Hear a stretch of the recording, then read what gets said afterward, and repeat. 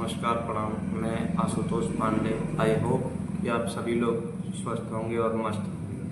Computer के आज इस अगले वीडियो में हम लोग कंप्यूटर फंडामेंटल के बारे में पढ़ेंगे। इस चैप्टर के अंतर्गत हमें वो चीज़ें पढ़ना है जो हर एक कंप्यूटर स्टूडेंट के लिए बहुत ज़रूरी है।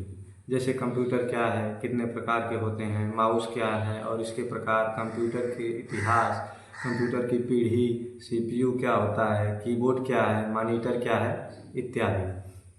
कंप्यूटर के बारे में पूरी जानकारी हम लोग फंडामेंटल चैप्टर से प्राप्त करते हैं, अर्थात कंप्यूटर के बारे में बेसिक जानकारी प्राप्त करना ही फंडामेंटल कहलाता है। इस चैप्टर में बहुत सारे एग्जाम में सवाल किए जाते हैं। जिस भी एग्जाम में कंप्यूटर से संबंधित सवाल किए जाते हैं वहाँ पर फंडामेंटल से संबंधित बहुत सारे सवाल होते हैं। अगर आप फंडामेंटल को अच्छी तरह से पढ़ लेंगे तो आप इन सारे सवालों का आसानी से जवाब दे सकते हैं, आसानी से उसे फेस कर सकते हैं। कहना है कि अगर आप जिद्दी हो तब आप अपने हर सपने को हकीकत में बदल सकते हैं। ये सच बात है और बहुत लोगों ने ऐसा करके दिखाया भी है। तो चलिए हम आगे बढ़ते हैं और जानते हैं कि कंप्यूटर क्या होता है। देखिए, कंप्यूटर क्या होता है। कंप्यूटर बिजली से चलने वाली एक इलेक्ट्रॉनिक मशीन होता है। कंप्यूटर क्या होता है?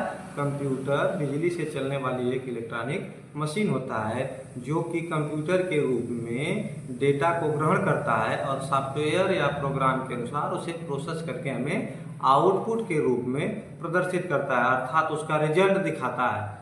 तो आप लोग समझ गए होंगे कंप्यूटर क्या होता है। कंप्यूटर बिजली से चलने वाली एक इलेक्ट्रॉनिक मशीन होता है जो कि इनपुट के रूप में डेटा को ग्रहण करता है और सॉफ्टवेयर या प्रोग्राम के अनुसार उसे प्रोसेस करके हमें आउटपुट के रूप में प्रदर्शित करता है, उसका रिजल्ट हमें दिखाता है। डियर स्टूडेंट, मैं आपको बता दूं कि कंप्यूटर शब्द की उत्पत्ति लैटिन भाषा के कंप्यूटर शब्द से हुई थी। कुछ लोग कहते हैं कि कंप्यूटर की उत्पत्ति लैटिन भाषा के कंप्यूट शब्द से हुई थी। तो कंप्यूट का या कंप्यूटर बात एक ही होती है। कुछ लोग कंप्यूटर भी कहते हैं। तो आपके बुक में जहाँ से आप पढ़ रहे हैं जो दिया हो वही सही होता है। आपको कहीं कहीं ये भी देखने को मिला कि कंप्यूटर शब्द की उत्पत्ति कंप्यूट से हुई थी, हमने अभी बताया भी। मगर घुमा फिरा कर ये दोनों का हिंदी मतलब होता है गणना करना। कंप्यूटर हो, कंप्यूटर हो, कंप्यूट हो, इसका मतलब होता है सिर्फ क्या? गणना करना। अर्थात हम कह सकते हैं कि कंप्यूटर एक संगणक मशीन भी होता है जिससे हम गणना करने का काम करते हैं। चलिए आगे चलते हैं। कंप्यूटर के बारे में जान गए होंगे आप लोग कि कंप्यूटर क्या होता है और कंप्यूटर क्या करने का काम करता है। कंप्यूटर गणना करने का काम करता है। अब वीडियो में आगे चलते हैं, हम लोग जानेंगे कंप्यूटर का पूरा नाम। क्या जानेंगे? कंप्यूटर का पूरा नाम। कंप्यूटर की जो स्पेलिंग होती है, अंग्रेजी स्पेलिंग होती है, उसमें COMPUTER होता है। कंप्यूटर की स्पेलिंग क्या होती है? COMPUTER, computer. तो अब पूरा नाम को जानने का एक आसान तरीका होता है। देखिए, C फॉर होता है कॉमनली। कॉमनली का हिंदी होता है आमतौर पर। कंप्यूटर का पहला अक्षर होता है सी का मतलब होता है कॉमनली और कॉमनली का हिंदी होता है आमतौर पर। तो सी फॉर कॉमनली। वैसे ही आगे होता है ओ फॉर ऑपरेटेड। ऑपरेटेड का हिंदी होता है संचालित करना, संचालित। M for machine. मशीन का होता है मशीन, तंत्र भी कहते हैं उसे। पी फॉर होता है पार्टिकुलरली। पार्टिकुलरली का मतलब होता है विशेष रूप से। P for particularly. पार्टिकुलरली का हिंदी क्या होगा? विशेष रूप से। यू फॉर होता है यूज्ड फॉर। यूज्ड फॉर का हिंदी होता है प्रयुक्त। क्या होता है? प्रयुक्त। टी फॉर होता है ट्रेड। ट्रेड को हम तकनीकी भी कहते हैं। ट्रेड को क्या कहते हैं? तकनीकी भी कहते हैं। इसके बाद आगे आता है ई फॉर होता है एजुकेशन। एजुकेशन के बारे में आप सभी लोगों को पता होगा। क्या होता है एजुकेशन? शैक्षणिक। शैक्षणिक हिंदी होता है एजुकेशन का। इसके बाद आगे आता है आर फॉर होता है रिसर्च। रिसर्च का मतलब होता है अनुसंधान। तो आप लोगों को समझ में आ गया? COMPUTER, commonly operated machine, particularly used for trade, education and research. यह होता है कंप्यूटर का पूरा नाम। कुछ लोग पूछ देंगे कि इसका हिंदी में क्या नाम होता है, तो देखिए हिंदी में होता है आमतौर पर संचालित मशीन, विशेष रूप से प्रयुक्त तकनीकी शैक्षणिक अनुसंधान। चलिए वीडियो में आगे बढ़ते हैं। देखिए इसका पूरा जो होगा कंप्यूटर के बारे में जो हम पढ़ रहे हैं अभी, इसका अर्थ ही होता है जिसका उपयोग गणना, प्रक्रिया, अनुसंधान आदि कार्यों में किया जाता है, कंप्यूटर कहलाता है। ठीक। अब कंप्यूटर की कुछ विशेषताएं होती हैं, लाभ होते हैं, तो आइए उनके बारे में जानते हैं कि कंप्यूटर की क्या विशेषता होती है और कंप्यूटर से लाभ क्या है। ठीक। कंप्यूटर 1 सेकेंडों में लाखों, जैसे विशेषताएं के बारे में जान लेते हैं। सबसे पहले कंप्यूटर 1 सेकेंड में लाखों गणनाएं कर सकता है। कितनी गणनाएं कर सकता है? लाखों गणनाएं कर सकता है। कंप्यूटर 1 सेकेंड में लाखों गणनाएं कर सकता है, याद रखिएगा आप लोग। फिर आगे, कंप्यूटर कठिन से कठिन सवालों का जवाब बिना किसी गलती के उसका परिणाम निकाल कर देता है। कंप्यूटर क्या करता है? कंप्यूटर से अगर हम पूछेंगे कि हमें इस स्टूडेंट का ब्यौरा चाहिए, कंप्यूटर में फीड है, तो वो उसी चीज को देगा। कंप्यूटर गलत गणना कब करता है? जब आपके द्वारा पूछा गया प्रश्न ही गलत हो। अगर आपका प्रश्न सही है तो कंप्यूटर आपको जवाब सही देगा। तो उसी बात को यहाँ कहा गया है कि कंप्यूटर कठिन से कठिन सवालों का जवाब बिना किसी गलती के उसका परिणाम निकाल कर हमें देता है, जवाब हमें देता है। ठीक, आगे बढ़ते हैं।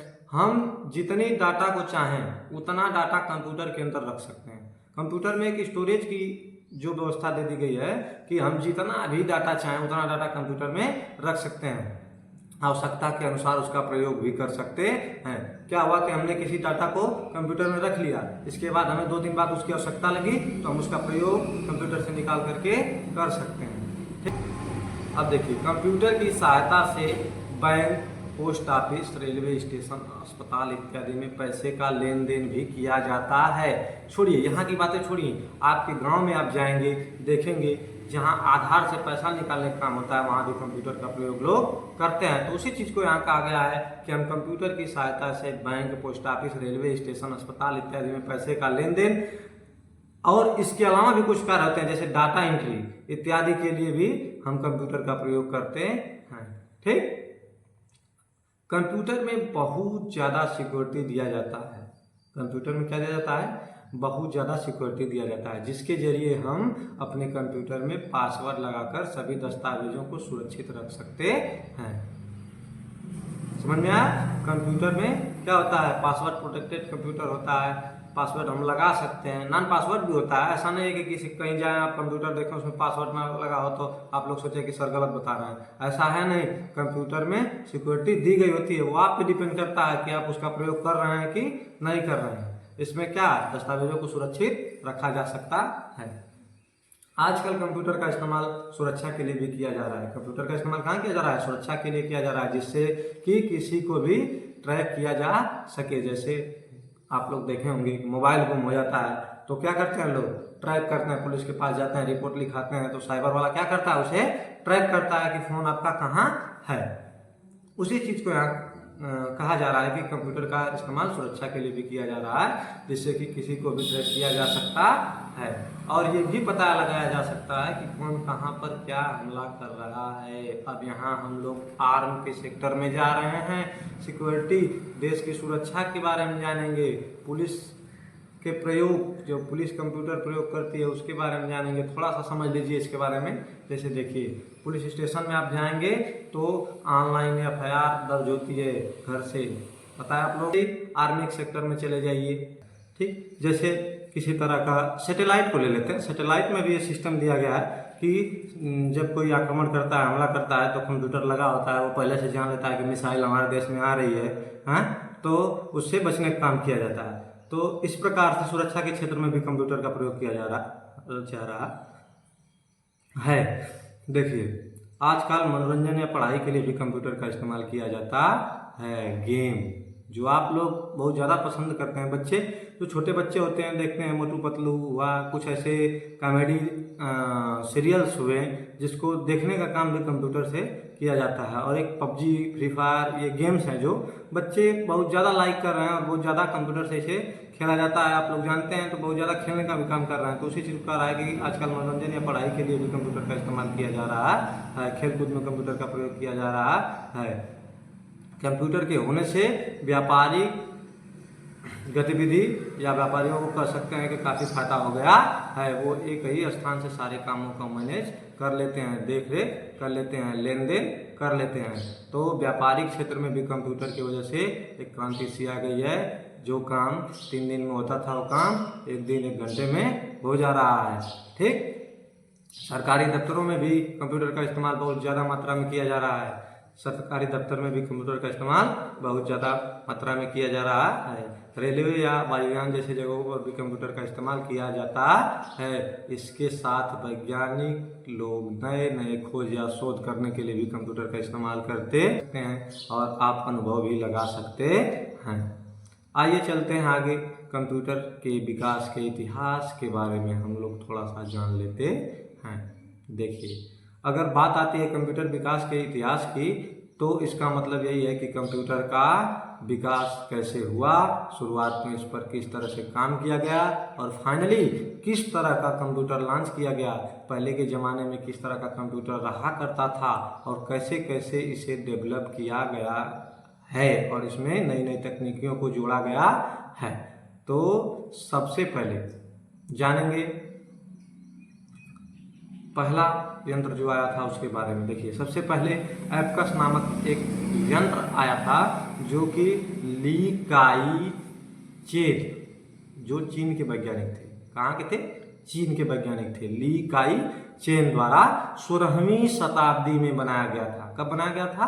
16वीं शताब्दी में बनाया गया था। इसका काम सिर्फ जोड़ना, घटाना और वर्गमूल निकालने जैसा काम था। ये क्या करता था? सिर्फ जोड़, घटाना और वर्गमूल निकालने का काम करता था। कौन? एबकस। ये यंत्र लकड़ी का बना हुआ रहता था, वो भी बहुत बड़ी आकार की, जिसे देखने के बाद आपका दिमाग खराब हो जाता था। जैसे गिनतारा आप लोग देखे होंगे ना, गिनतारा पढ़ाया जाता था कक्षा 1 में। गिनतारा हिंदी माध्यम में जब पढ़ेंगे प्राथमिक विद्यालय में, तो पहले चैप्टर में कक्षा 1 में गिनतारा हुआ करता था, जिसमें गोटियां लगी हुई थी, 4 इसमें 2 उसमें, तो इसी प्रकार से गणना होती थी। तो ठीक ऐसा ही यंत्र जो पहला बना था एबकस था। ठीक, आखिर इसे किस तरह से मैनेज किया जाता था सोचिए आप लोग, क्योंकि बहुत बड़ा था। मैं आपको बता दूं कि यह लकड़ी के ढांचे से तैयार किया गया था, जो कि हॉरिजॉन्टली तारों से गोलाकार मोतियों के द्वारा गणना करता था। गिनतारा, हमने आपको बताया कि गिनतारा जो होता था उसमें गोटियां लगी होती थी और उसी के माध्यम से गिनती की जाती थी। तो वही चीज कर रहा है, गोलाकार मोतियों के द्वारा गणना करने का काम इसमें किया जाता था। किसमें? एबकस में। आपको बताने की आवश्यकता नहीं है, क्योंकि जैसा हमने बताया कि आप लोगों ने पढ़ा हुआ है इस चीज को। नहीं तो कभी आप लोग प्रयोग कर सकते हैं, घर पे प्रयोग करिएगा। आप लोग देखिएगा कि एक डंडा ले लीजिएगा लकड़ी का और उसमें गोलाकार आकृति के गोटियां लगाकर आप लोग देखिएगा कि इसमें से उसमें करके, जैसे 3 था तो 3 जोड़ना था तो 3 इसमें कर दिए, 2 उसको जोड़ना है, इसको जोड़ के पूरे को गिन करके जितनी संख्या आती थी उतना मान लिया जाता था। ठीक, चलिए अब दूसरे में चलते हैं, दूसरे जनरेशन में चलते हैं। एक तरह से जनरेशन भी कह सकते हैं आप लोग। दूसरे जनरेशन में चलते हैं। उसके बाद सन 1617 में जोहन नाइपर, जो कि स्कॉटलैंड के वैज्ञानिक थे। कहाँ के थे? स्कॉटलैंड के वैज्ञानिक थे। जोहन नाइपर ने नाइपर बोन्स नामक एक कैलकुलेशन करने वाली मशीन का निर्माण किया, जिसमें कि 0 से 9 तक की पहाड़े लिखे हुए थे। कितना से? 0 से 9 तक के पहाड़े लिखे हुए थे। किसने किया? 1617 ईस्वी में जोहन नाइपर नामक वैज्ञानिक ने, जो कि स्कॉटलैंड के थे। नाइपर बोन्स नामक एक कैलकुलेटर भी कह सकते हैं, कैलकुलेशन मशीन कह सकते हैं, कैलकुलेशन मशीन का निर्माण किया, जिसमें कि 0 से 9 तक के पहाड़े लिखे हुए रहते थे। इसके जरिए गुणा का काम किया जाता था। अब देखिए, वहाँ जोड़, घटाना और वर्गमूल निकाला जाता था। और यहाँ जो दूसरा जनरेशन बना, दूसरे जनरेशन में जो लाया गया, इससे कंप्यूटर है। कंप्यूटर के बारे में सब कुछ कंप्यूटर है। कंप्यूटर, आज के जो कंप्यूटर यंत्र हैं बहुत ही विकसित हो गए हैं, पहले कैसे ही होते थे। ठीक, तो इसमें 0 से 9 तक के पहाड़े लिखे होते थे जिससे कि गुणा करने का काम होता था। ठीक। और जब तीसरे में हम लोग गए, तीसरे जनरेशन में गए, तो वास्तव में ये भी एक कैलकुलेटर ही था। तीसरे जनरेशन में जो बनाया गया वो भी क्या था, एक कैलकुलेटर ही था। इसके जरिए सभी संख्याओं को जोड़ने और घटाने का कार्य किया जाता था, जो कि ब्लेज पास्कल जो कि फ्रांस के वैज्ञानिक थे। कहाँ के थे? फ्रांस के। देखिए, जब मैं वैज्ञानिक बता रहा हूँ और सन बता रहा हूँ तो इसको आप लोग ध्यान से सुनिएगा, क्योंकि ये क्वेश्चन पूछता है। जब एग्जाम में आप लोग जाएंगे तो ये क्वेश्चन पूछेगा। तो हमने बताया कि तीसरे जनरेशन में कौन थे? ब्लेज पास्कल, जो वैज्ञानिक थे। कहाँ थे? फ्रांस के वैज्ञानिक थे। उन्होंने सन 1642 में इसका निर्माण किया था। इसे प्रथम मैकेनिकल मशीन भी कहा गया। जो तीसरी जनरेशन में ब्लेज पास्कल ने बनाया था, फ्रांस के वैज्ञानिक ने, इसे प्रथम मैकेनिकल मशीन भी कहा गया था। ठीक। आप इस मशीन को ध्यान से जब देखेंगे तो सारे इसमें क्या होते थे? चक्र लगे होते थे। पहिया देखे ना, जो महाभारत देखे होंगे आप, रामायण देखे होंगे, तो उसमें जो रथ चलती थी, रथ का पहिया होता था, ठीक इसी तरह से उसे, या तो घड़ी देखे होंगे, घड़ी घर में जो लगी होती है घड़ी, उसमें देखे होंगे कि 1 2 3 4 लिखा होता है और सुई ऐसे घूमती रहती है। तो इसमें सुई नहीं लगी होती थी, नीचे कट का निशान बना होता था। और क्या था उसमें, जब वो घूमता था, ठीक, घूमते घूमते घूमते घूमते जो अंग उस कट के निशान पर था, गणना उसी को मान ली जाती थी। ठीक। अब चलते हैं अगले में, चौथे जनरेशन में। चौथे जनरेशन में क्या हुआ कि लेबनिस्ट कैलकुलेटर नामक एक और कैलकुलेटर का निर्माण किया गया। फिर देखिए बात आ गई कि चौथे जनरेशन में भी जो बनाया गया वो भी क्या था? एक कैलकुलेटर ही था। ठीक। तो लेबनिस्ट कैलकुलेटर नामक एक यंत्र की खोज कब की गई? चौथे में सन 1971 में। किसने किया था? गोड फ्राइडे लेबनिस्ट ने, जो कि जर्मन के वैज्ञानिक थे, उनके द्वारा निर्माण किया गया था इस कैलकुलेटर का, जिसका काम जोड़ने घटाने के साथ साथ गुणा और भाग करना भी था। जब ये इस कैलकुलेटर का निर्माण किया गया तो वो जोड़ घटाना गुणा भाग भी करता था। ठीक, समझ में आ गया। इसके बाद चलते हैं पांचवें में, जहाँ से हम लोग की पढ़ाई स्टार्ट होती है। हम लोगों ने यही सुना होगा, अभी मैं वैज्ञानिक का नाम बताऊंगा तो आप लोगों ने भी सुना होगा, कंप्यूटर का निर्माण इन्होंने ही किया था। आई होप कि आप लोग के दिमाग में उनका नाम आ गया होगा। लेकिन चलते हैं, मैं भी बता देता हूं कि 1822 में चार्ल्स बेबेज, जो कि ब्रिटिश के वैज्ञानिक थे, उनके द्वारा डिफरेंट इंजन नामक एक इंजन का आविष्कार किया गया था। इसका एक इंजन का आविष्कार किया गया था जो कि भाप से चलता था। किस चीज से चलता था? भाप से चलता था, जिसका काम था जोड़ना, घटाना, गुणा, भाग करना। इसके साथ साथ इसका प्रयोग बीजगणितीय फलनों में भी किया जाता था। चार्ल्स बेबेज ने जब डिफरेंस इंजन का निर्माण किया तो इसका काम जोड़, घटाना, गुणा, भाग के साथ साथ बीजगणितीय फलनों में भी किया जाता था। ठीक। अब इसके बाद सन 1930 में हम लोग चलते हैं। 1930 में मार्क 1 के नाम के विश्व का एक प्रथम पूर्ण स्वचालित विद्युत यंत्र, गणना करने वाला यंत्र का आविष्कार किया गया था। कब किया गया था? 1930 में मार्क 1 नाम के विश्व का प्रथम पूर्ण स्वचालित विद्युत यांत्रिक, या हम कह सकते हैं कि गणना करने वाले यंत्र का आविष्कार किया गया था। किसने किया था? हार्वर्ड आइकन ने। किसने किया था? हार्वर्ड आइकन ने किया था, जिसका प्रयोग सभी प्रकार के गणना को करने के लिए किया जाता था। अब देखिए 1930 में फिर विकास हुआ और मार्क 1 नाम के विद्युत यंत्र को लाया गया, जो कि क्या करता था? सभी प्रकार के गणना को करने का काम करता था। अब आगे चलते हैं सन 1946 ईस्वी में।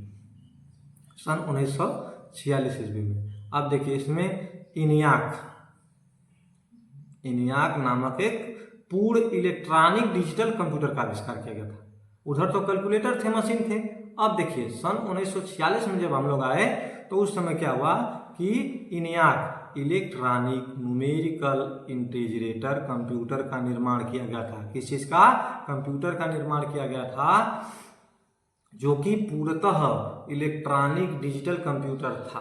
क्या था? पूर्णतः इलेक्ट्रॉनिक डिजिटल कंप्यूटर था, जिसके आविष्कारक थे जेपी एकर्ड और जॉन मौचली। कौन थे?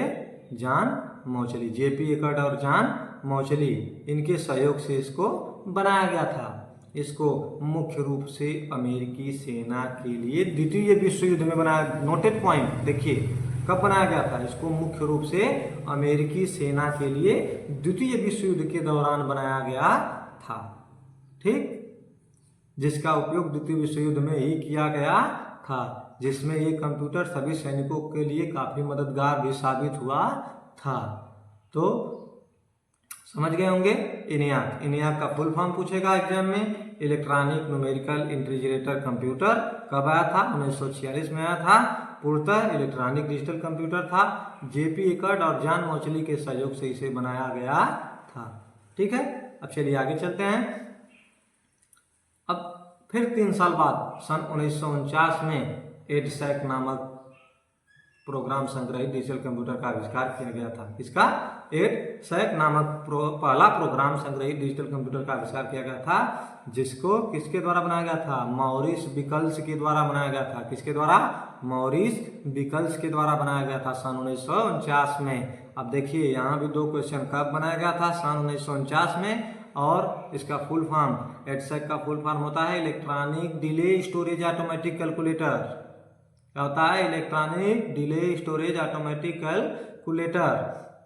किसके द्वारा बनाया था? मॉरिस बिकल्स के द्वारा बनाया गया था। ठीक, यह दूसरा इलेक्ट्रॉनिक डिजिटल कंप्यूटर था जिसका प्रयोग वर्गों के पहाड़ी और अभाज्य संख्या जैसे गणना करने के लिए किया जाता था। इसके लिए इलेक्ट्रॉनिक डिजिटल कंप्यूटर था जिसका प्रयोग वर्गों के पहाड़ों और अभाज्य संख्याओं जैसे गणना करने के लिए किया जाता था। चलिए अब आगे चलते हैं। देखिए अब सन 1950 में चलेंगे। सन 1950 में EDVAC नामक फिर कंप्यूटर को ला दिया गया। क्या?